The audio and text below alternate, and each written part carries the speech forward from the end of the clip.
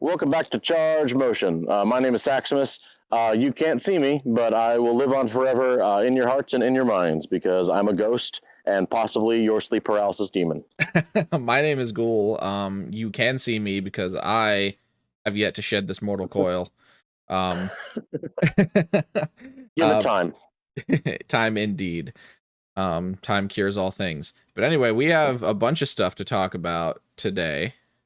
We do. This was a surprisingly beefy week, and I'm kind of frustrated that it's going to be a week where I'm not actually at home and can't actually record in person. Um, but after last week's episode dropped, Capcom announced a big old summer update for Street Fighter V. We finally got to see Oro and Akira, and we got a release dates for both of them. Yeah, I believe it's the 16th, which is 4 days from this recording. Yes, simultaneous release, which is a Simultaneous very release. big deal, and I'm happy about that. And I am so excited for Akira. Like, I, so excited. I mean, I've never played Rival Schools. I know nothing about Rival Schools, but I think Akira, she looks like a Marvel character, Right? Like the way her yeah. air combos go and stuff. Yeah, and she even has an assist in the form of her brother in one of her V triggers. Yeah. He just kind of pops in and just does Daigo things, and Yeah. it's really cool. Oro looks super annoying in like the good ways. Yes.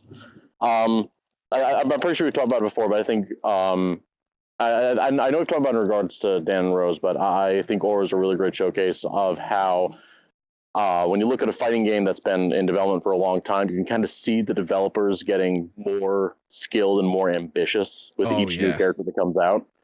Because Oro looks so cool. I'm probably not going to play him. He's not really my type of character. But the way they adapted a lot of his really wacky tools from Street Fighter 3 into Street Fighter 5, I think looks really cool.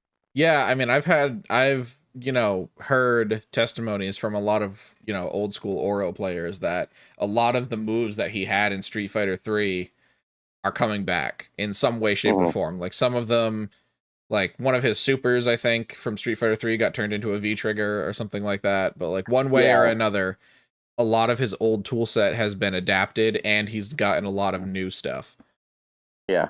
And then he can just levitate a bunch of objects around him with V Trigger 2 and just give these weird custom combos like Rose or Manat. It's so cool. Yeah, his combo game is going to be nutty.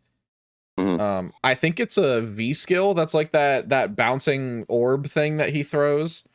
Yeah, I think so. That looks super cool too, just like the way that projectile travels. Like I always think it's really cool to have projectiles that travel not perfectly horizontally. Also, he technically has 3 different V triggers instead of 2, because if you hold down while activating Tengu Stone V trigger 2, he gets 5 objects instead of 3, but it drains the V gauge faster. Oh right, yeah. So he can get like a powered up but less. You got a powered up version of the V trigger but less time. Yeah, that's really cool. That is really cool. I would like to see more mechanics like that. Yeah, Oro looks like a really annoying, like kind of zoner-ish type, like with his weird fireballs and stuff. And yeah, and then we already mentioned how awesome Akira looks. Oh man, I've never played Rival Schools, but I want Capcom to bring Rival Schools back just so I can actually experience Akira in her home game. Yeah, Rival School. So I have a very brief experience with Rival Schools. After Akira got announced for Street Fighter V, I went on Fightcade and downloaded Rival Schools. Or actually, no, I'm sorry, it wasn't Rival Schools. It was Project Justice that I played. Which is, if I'm not mistaken, it's actually a Rival Schools game. It just it's essentially Rival Schools 2, but it's not. So it's like how Garo is still a Fatal Fury game, even though it doesn't have Fatal Fury in the title. Yeah, something like that, if I'm not mistaken. Sorry if you're a Project Justice fan and I'm totally wrong. That's just my infantile understanding. But anyway, I went back and played the game, and the mechanics in that game were really weird, and it was hard for me to figure out without someone to like show me.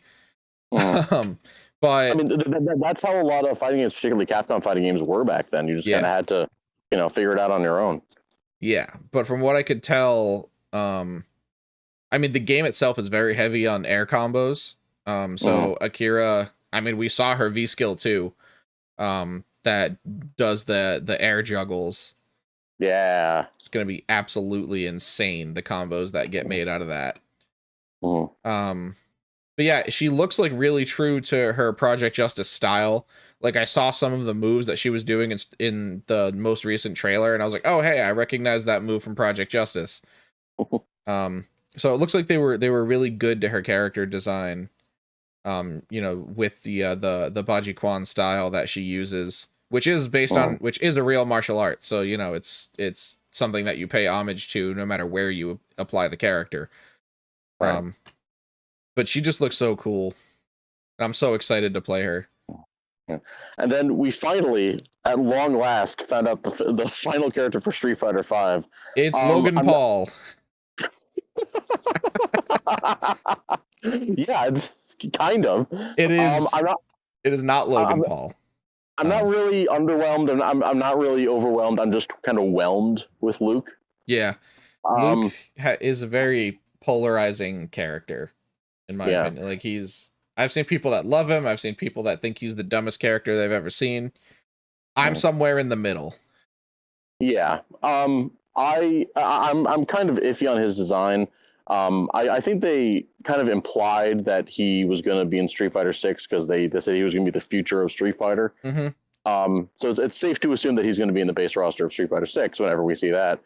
I don't really know how I feel about his design. Gameplay wise, if I'm being honest, he looks like an SNK character to me. Right? Like I got that vibe too. Like the really long, like multi-hitting moves and strings and stuff like that feels very KOF. And the more kind of I don't want to say janky, kind of like sharp, quick animations. Yeah. They definitely did that, I think, to get the boxer feel across, because Ed has like a very similar style, especially like his hands input. Yeah. But he still feels like a Street Fighter character, like the animations didn't quite, but as you said, as devs move on, they get better at doing the things that they want to do. And adapting characters in that way. So I think his gameplay looks really, really interesting. I'm a sucker for like boxer and MMA style characters, even though I've never mained one. Well, I mean, I guess that's not true. I did main Vanessa for a while in Virtua Fighter, but I even switched off of her. So I've never like stuck with like a boxer style character. But he looks really interesting, especially with like his fireball punch things that he's got going on. Yeah, those projectiles travel quick. Yeah, they do. It's gonna be really interesting to see how that interacts. I mean, they already showed footage of him going through a Hadouken with it and punishing. Yeah. From like a certain spacing. So like the fireballs don't seem to like travel full screen, but they extend. It almost seems like they're extended disjoints more than their actual projectiles. Yeah, they said it's going to be out November 2021. I'm at this point in Street Fighter V's lifespan, I'm very surprised about two things. The first is that apparently Sea Viper was considered important enough to the greater Capcom canon to be added to Marvel 3, but not important enough to bring back for Street Fighter 5. Yeah. I really like Sea Viper. I was really holding out for the last Street Fighter V character to either be Sea Viper or Makoto. And, we didn't get either of them, but I don't know. Capcom has their reasons, I guess. I would have much rather have seen Sea Viper come back with a really cool redesign than get Luke, but that's just my opinion. Yeah. And the second thing I'm surprised by, it's been like, 30 years since Street Fighter 2. The Street Fighter 2 is literally as old as I am. I'm kind of surprised that we still don't have a Shoto who's named Sho, because we already have Ryu and Ken. We just need Ryu, Ken. Sho, Ryu, Ken. Yeah. Well, I have heard that apparently Sean is supposed to be Sho. Maybe. I don't know. That kind of works. He's also not in Street Fighter 5. He's not. No, I do know people that wanted to see Sean. And he would have been cool, with like a basketball V skill, like one of the arcing projectiles, kind of. Yeah, maybe unique interactions when he's going against Laura. I don't know. Yeah, would have been cool Would stuff. have been nice. Um, but again, Also, I wanted to see Sea Viper, and we didn't, so I'm a little sad there. Yeah. Also, the other thing that grinds my gears. Sorry to cut you off, but I just remembered this. No, that's fine. That's fine. DiCaprio is in the game. Wait, why isn't DiCaprio in the game? You fight DiCaprio in the story mode. Oh, that's right, you do. So story mode. They put DiCaprio in Street Fighter V, made a moveset for her, animated a model, and then didn't make her playable. And they presumably brought her voice actor in for lines. Yeah. There were so they put DiCaprio in the game. They did all the work to put DiCaprio in the game. And then they didn't put her in the game. And that still bothers me every time I think about it. That's Capcom. I mean, it's kind of like NetherRealm did kind of the same thing, where they put characters in the story mode of MK11 that weren't in the roster. Really? Yeah, like if I'm not mistaken, Reptile is in the story mode of MK11, but he's not in the game. What? Yeah, the Reptile isn't in MK11, nor is Ermac, and I believe they both appear in the story mode. That is very weird to me. Yeah, it is weird. But you talking about DiCaprio made me think of Cammy, and then made me remember that Cammy and Guile are now in Fortnite. Oh my god, they are. So I posted on Twitter, you know, when you go to a Halloween store and you look at the packaging of the cheap costume, and there's like a model wearing the costume to show you what it's supposed to look like. That's what Fortnite Guile looks like. That's exactly. He looks like a dude wearing a Halloween costume. He really does. That is exactly what they made Guile look like. Oh my god. The aviators? He would look so much better with the aviators, but no. They could have made him like, I don't know, they could have given him like that beefier Unreal Engine model. Yeah. Instead of just slapping Guile clothing and hair onto regular Fortnite dude. I mean, we have banana hair Ken, and now we have French fry hair Guile. Oh, man. Although, one detail that I actually didn't notice until someone pointed out to me that I think is really cool is that Guile's Fortnite outfit has handcuffs on the belt, which might be a reference to the handcuff glitch in Street Fighter 2, which I think is really cool. I'm not familiar with that. I don't know the specifics off the top of my head, but apparently it's this glitch in, I think, the original version of Street Fighter 2 World Warrior.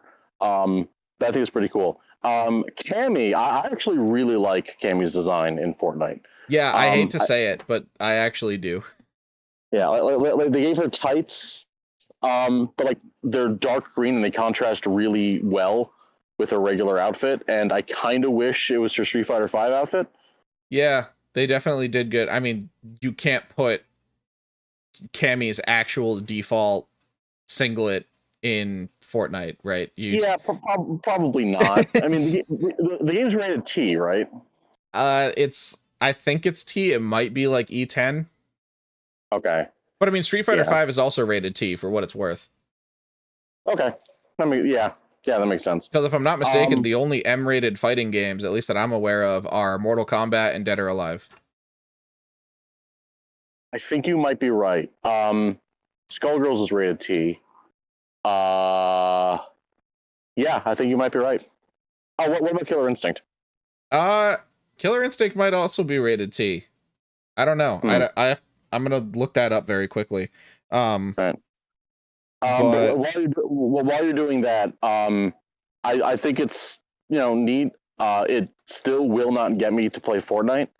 I never have. I have no interest in doing so. I will continue to not do so.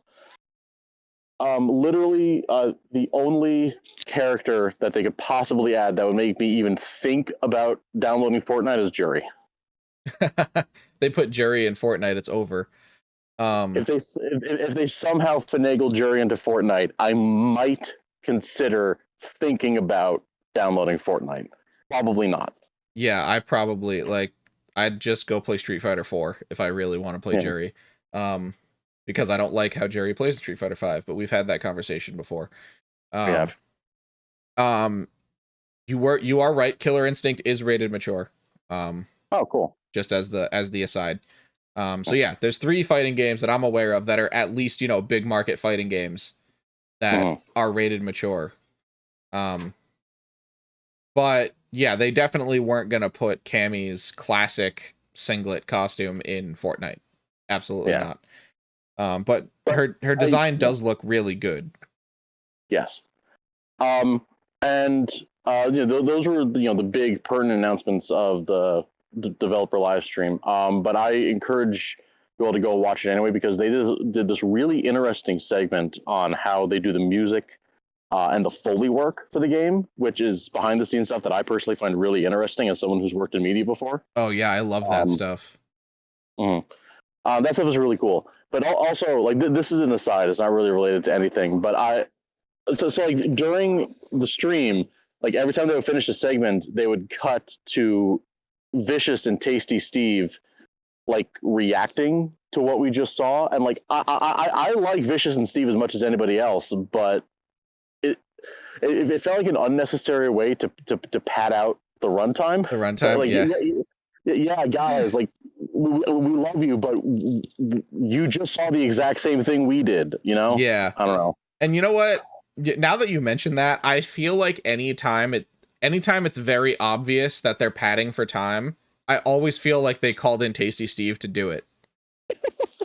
and I feel bad agreeing with you because I like Tasty Steve. Right? Like, I love Tasty Steve. He's like one of the best commentators and personalities that we have in the FGC, in esports in general, because I've seen him do stuff outside of the FGC. But like, every time he's on like a big developer stream like this, it always seems like they're using him to pad the runtime. Yeah. And like, you know, I when a stream like that is over, I definitely like to go out of my way to watch the reaction videos from, you know, FGC personalities and content creators that I like, you know, like Maximilian or Sajam or Brian F or Justin Wong, because you know, they could offer different perspective on the content that I might not have. But I do that after the content is already out. I don't necessarily want it during the content itself. Whatever. That's just me. Because then what happens, which is really funny, because I was actually watching Maximilian's restream live. So he was reacting to the MCs reacting to the content. Oh God. So yeah. And then, you know, if I were to stream, then someone would be watching me react to Max reacting to Tasty Steve reacting. Tasty and Vicious reacting to the Capcom live stream that we're supposed to be watching. Yes. Right. So I don't know. I feel like I'm inclined to agree with you. Like, I want to watch the personalities and stuff react to the content either after it's done or just let me watch their restream. Yeah, seriously. But it's a very minor gripe. Tasty Steve, if you're watching this, one, thank you. Absolutely. And two, we love you. Absolutely. Love you so much, Tasty Steve.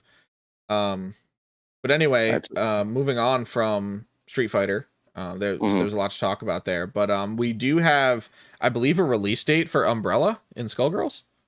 Actually, yeah, hold on. So pretty much all of her animations are done. Right. I believe it's just coloring that.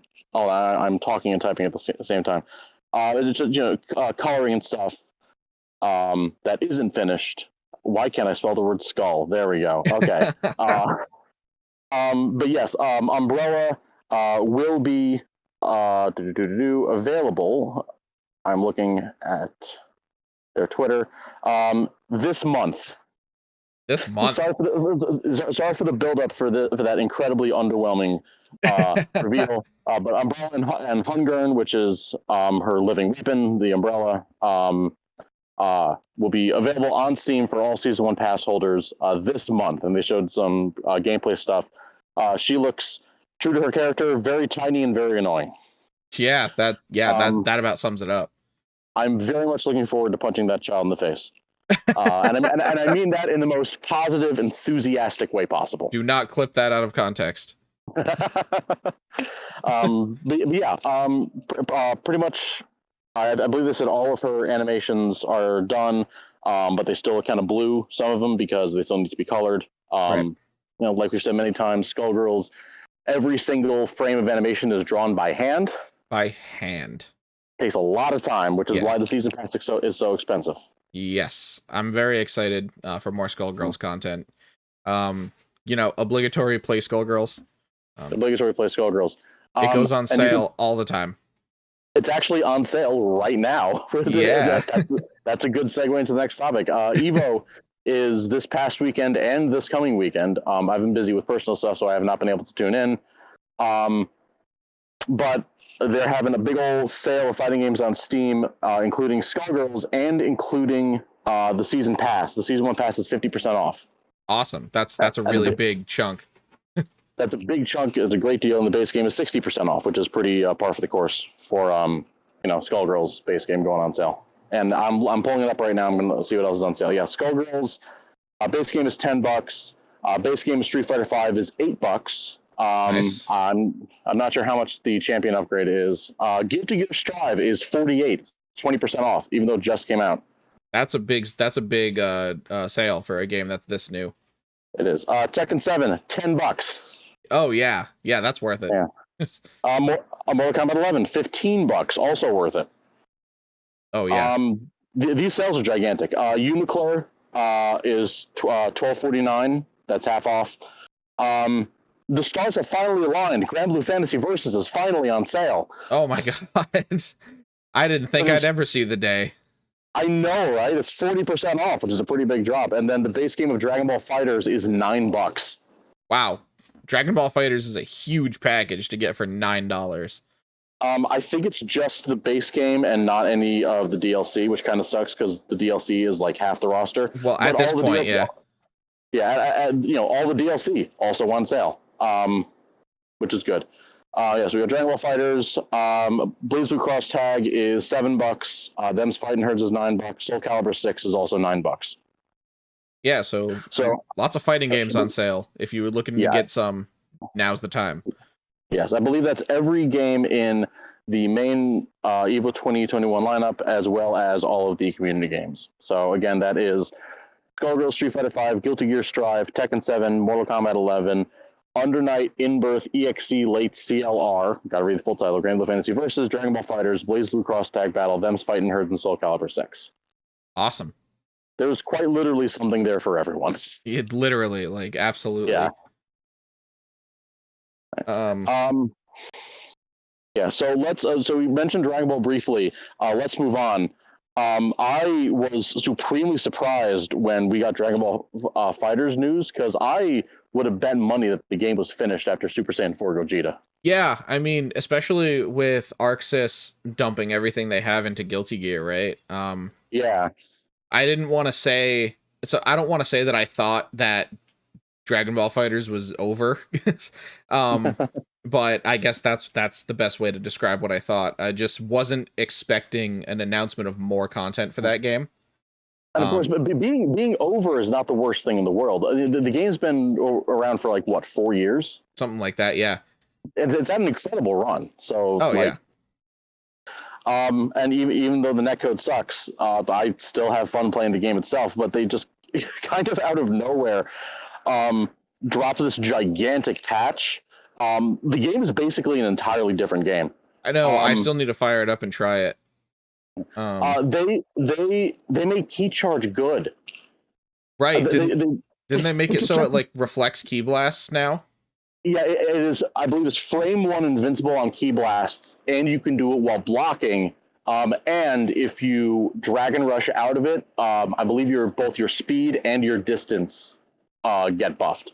Wow, so they took this mechanic that like didn't really get used a lot, and they made it into this incredibly usable mechanic. So if someone's like zoning you out with key blasts, you can literally just key charge and punish them for it by building your own meter. That's really, really cool. And that's just one of the changes. I'm going to try and pull it up right now if my phone cooperates. But they changed. They changed how sparking works. They changed how some of the assists work. They finally added DHC, Blade Hyper Combos. Oh wow.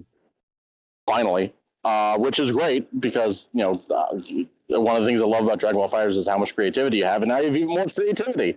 Wait, it didn't have DHC before? I'm gonna see if I can pull up exactly how it worked. I mean, maybe my understanding of DHC is flawed. I just don't play versus games, but I thought DHC was just calling in your teammate to do their super while your super is happening. So if there are any dedicated Dragon Ball FighterZ players watching, please correct me on this. But in something like Marvel or Skullgirls, you can tag to the next character with any super. But in Dragon Ball FighterZ, you can only tag to your next character's super if the meter cost of the super you're tagging into is equal to or higher than the one you just used. So let's say... Oh, okay. Yeah, so let's say you're using like Super Saiyan Goku's level 3, you can't tag in to a level 1. To a level 1, yeah. Okay, see, I never even noticed that playing the game. Shows you how much I played it. Yeah, and I think they changed that. I could be very wrong. If I am wrong, again, somebody please correct me. I think they changed that, which is good. I'm glad they changed that. That's cool. It is a change that is worth happening. More creativity, in my opinion, is pretty much always net positive. Yeah, seriously. And I don't think every character, but most of the characters got buffed. I think the only character that got explicitly nerfed is Gotenks, and Gotenks is still really good. Yeah. The one change out of this patch that really caught my attention was they made it so that you can Z change, which is like your quick tag, off of special moves. Which is great. Which is crazy cool. Mm-hmm. Because I always felt like I should be able to do that. I was like, why can't I cancel this special move into a tag? Like on block to continue a block string or something. Yeah. Oh, and they added air guard cancels and guard cancel vanish. You can spend 2 bars of meter to use vanish out of a guard cancel. Oh, that's right. Yeah, that's super cool. Mm-hmm.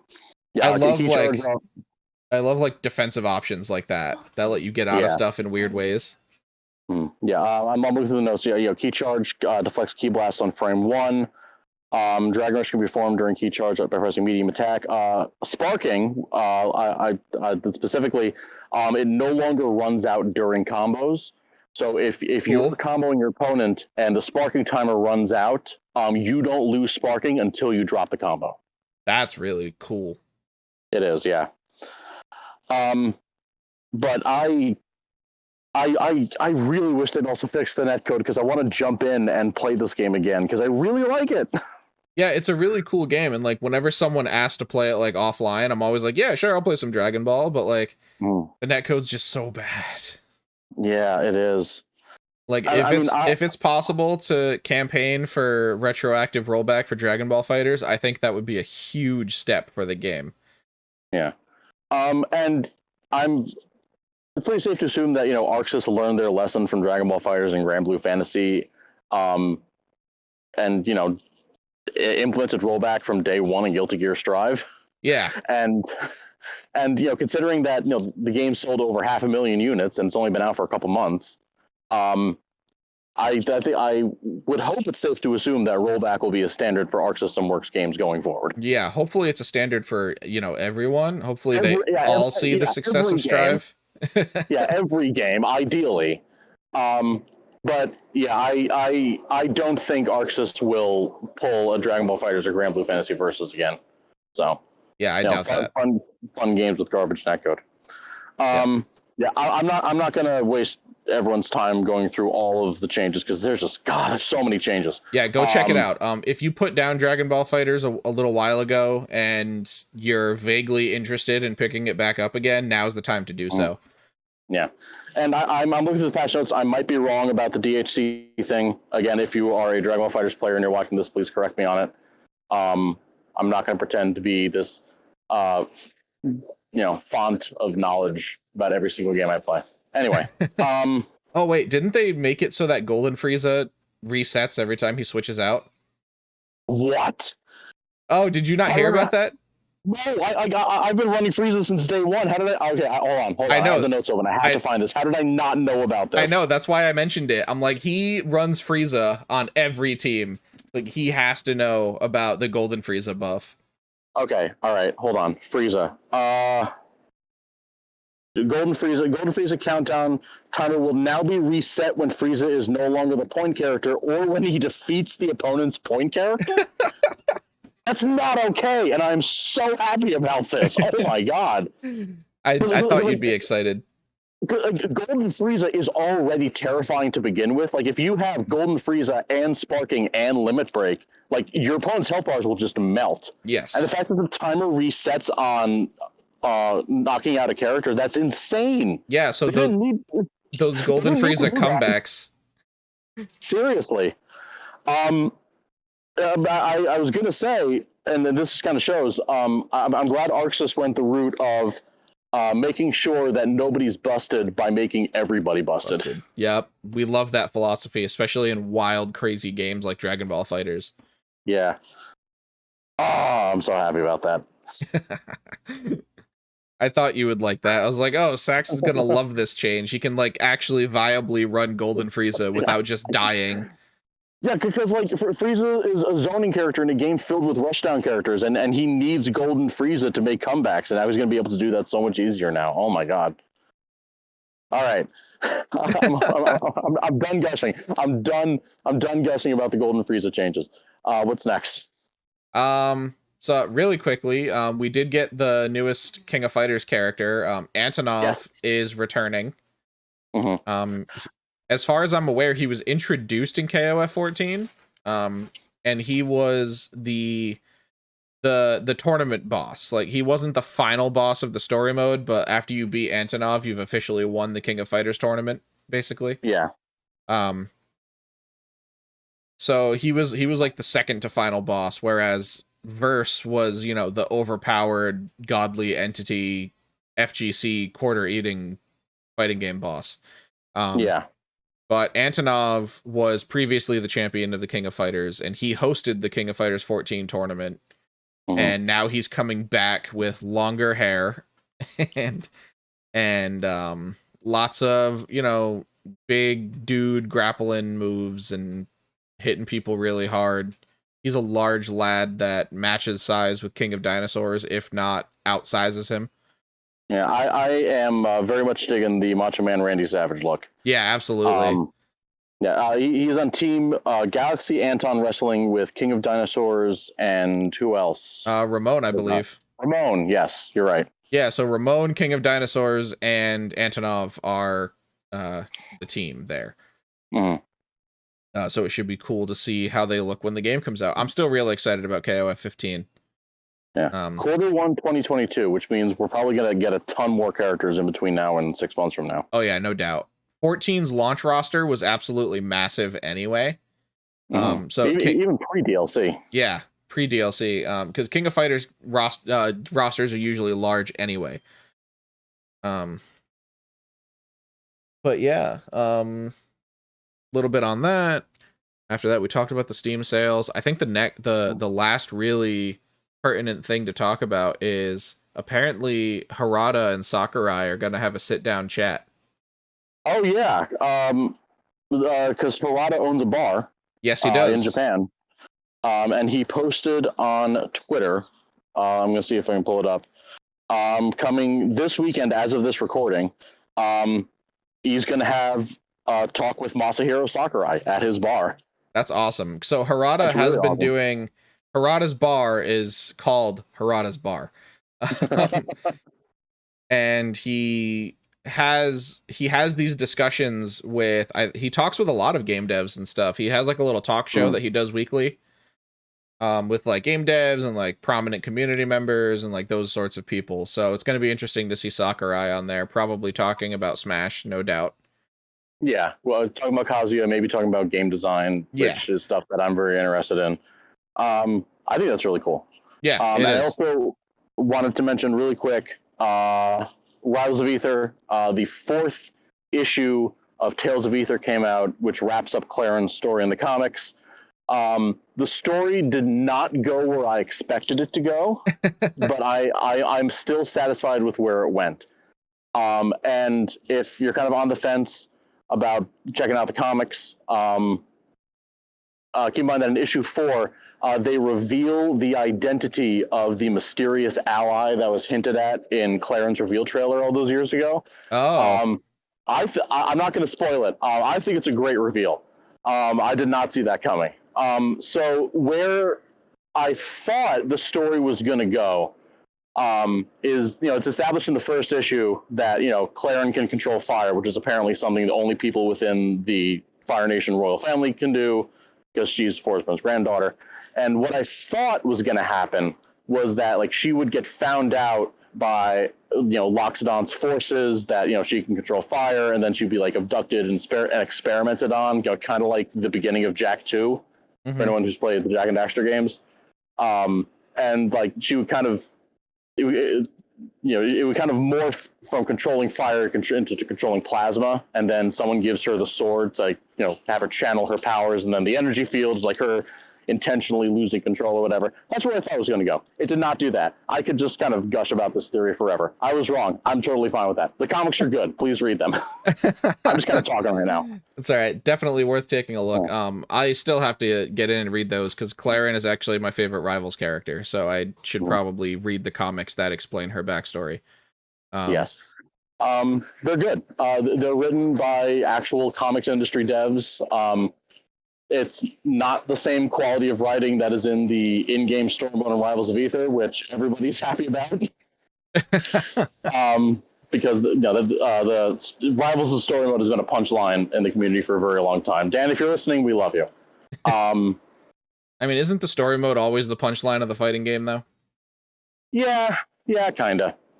I mean, it did give us the most beloved and iconic character in Rivals history, which is the unguarded Sink. But what was I going to say? Oh yeah, comics. So they said that they're going to do 4 volumes of comics and 4 issues for each volume, and each volume focuses on a different character. That's really cool. If I had to guess, I would assume that the next 3 volumes are going to focus on Absa, Edalus, and Rano. Because those are the 3 characters in the base roster that have the least amount of established lore. Right, and then each one of those represents the other 3 elements. I mean, Rano and Edalus are both water. Oh, are they? I don't know. I don't know why I thought Rano was Earth. Maybe I was thinking. Maybe I was mistaking his bubbles for like toxic bubbles or something. I don't know. I mean, they are toxic bubbles. But... Oh, okay. So that's what made me think of it. I connected the poison with the earth element. Yeah. But yeah, no. Crag and Maple are both in the base game story mode, and then Sylvanos got this, cinematic reveal trailer with his backstory and all that. So I think Earth is set. Fair enough. Yeah. And also, Creatures of Aether, the spin-off card game that is most definitely not Triple Triad from Final Fantasy VIII. is out on Steam. The game's fun, and if you download it on Steam, you get a free stage skin for Rivals for Air Armada. So that's cool. And it's free. Right, Creatures of Aether is free. You have nothing to lose except for a bit of space on your computer. Do it. Fair enough. With that, I'm pretty sure that wraps up all of the pertinent news that we wanted to get through this week. Yeah, I think that's about it. Yeah, I mean, I'm really excited about the Street Fighter V Summer update. I'm also really, really excited to see where Guilty Gear Strive goes, because Gold Lewis was such an interesting character. He really is. Just like in the way he's designed with like the weird half circle motions and stuff.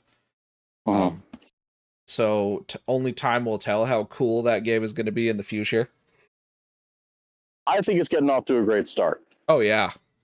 And I think it's only going up from here. I know there's a lot of discourse when Sonic Fox said that they weren't having fun with the game. And I'm not going to dive into it because, 1, I just don't want to. And 2, the discourse is pretty much over. But I'm just going to say, play what you like. Play what you like. And if your favorite FGC personality stops liking a game, You don't have to stop liking that game. Yeah. And you don't have to act like you didn't like the game all along either. Yeah. As a millennial, I could say that growing up on the internet has left me and a lot of my friends irony poisoned. And sometimes you just have to sincerely like things. It's good for you. If you like a game that other people don't like, you don't need to justify your like for it. Just play it. Just play the game that you like. You don't have to. You stop trying to look cool on the internet and have fun with games that you like. Please, I beg of you. Yeah, stop trying to look cool on the internet and start trying to look cool in game. Go hit the lab. Go hit the lab. And with that, I think that that's a good note to leave you on for this evening or day or whatever time you guys happen to be watching this. It's nighttime as we're recording, so.